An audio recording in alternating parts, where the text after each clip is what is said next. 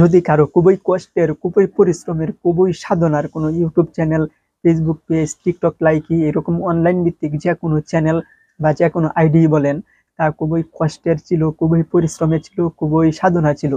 যদি কেউ হ্যাক করে বা চুরি করে নিয়ে যায়, তখন যার চ্যানেলটি হ্যাক হয়েছে, যার চ্যানেলটি চুরি হয়েছে, সে ছাড়া তার মনের অবস্থা আর কেউ বুঝতে পারে না।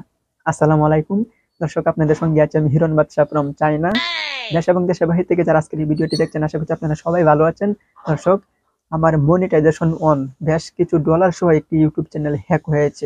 তো আজকের এই ভিডিওটি যদি আপনারা সম্পূর্ণ দেখেন, তো আপনারা সবাই সতর্ক হয়ে যাবেন, বুঝতে পারবেন কিভাবে আপনাদের একটি ইউটিউব চ্যানেল হ্যাক হতে পারে আর আপনারা ইউটিউব চ্যানেলটি কিভাবে ফিরিয়ে আনবেন।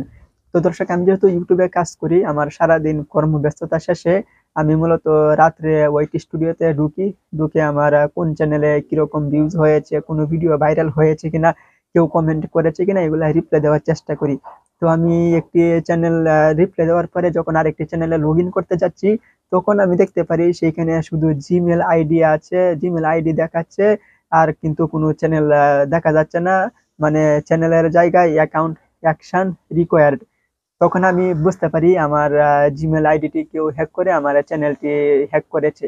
তো তখন আমি যে জিমেল আইডি দিয়ে আমার ইউটিউব চ্যানেলটি খোলা, সেই জিমেলে লগ ইন করার জন্য চেষ্টা করি, কিন্তু আমি জিমেলে কিছুতেই লগ ইন করতে পারছিলাম না, কারণ যে আমার জিমেল আইডিটি হ্যাক করেছে বা চুরি করেছে, সে সমস্ত অ্যাক্সেস তার নিজের করে নিয়েছে, এমনকি টু স্টেপ ভেরিফিকেশন সে বন্ধ করে দিয়েছে।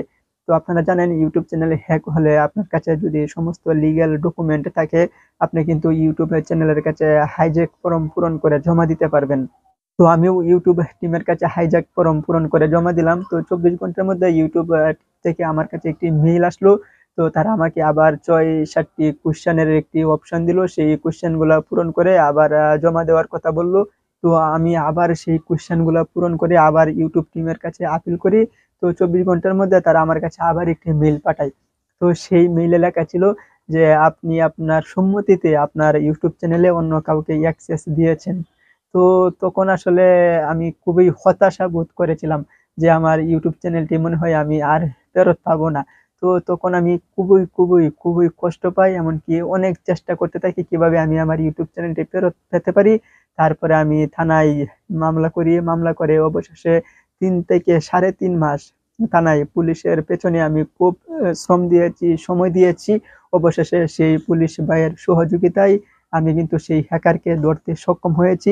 এমনকি তার কাছ থেকে আমি আমার ইউটিউব চ্যানেলটি ফেরত পেয়েছি, সমস্ত কিছু ফেরত পেয়েছি। তো পরবর্তী ভিডিওতে আমি আপনাদের সঙ্গে বলবো কিভাবে আমি ইউটিউব চ্যানেলের জন্য থানায় মামলা করে অবশেষে আমার ইউটিউব চ্যানেলটি ফেরত পেয়েছি। তো দেখা হবে নতুন কোনো ভিডিওতে। ততক্ষণে সবাই ভালো থাকবেন, সুস্থ থাকবেন, নিরাপদে থাকবেন, আর হ্যাঁ, অন্যকেও নিরাপদে রাখবেন। আল্লাহ হাফেজ।